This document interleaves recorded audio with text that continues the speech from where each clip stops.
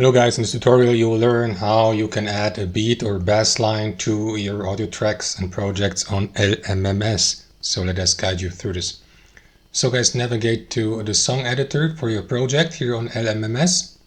And in this next step, what you want to do is enable the beat bass line editor. To do that, click into view and select the beat bass line editor here to the right. So you will see the given beat and bass line here, bass line. You can also navigate between these here, for example, if you feature multiple of them in your audio track. And now guys, what you want to do is click into these steps here to add a beat. Now, I'm not going to play this, of course, due to copyright reasons, but let's say that's the beat here.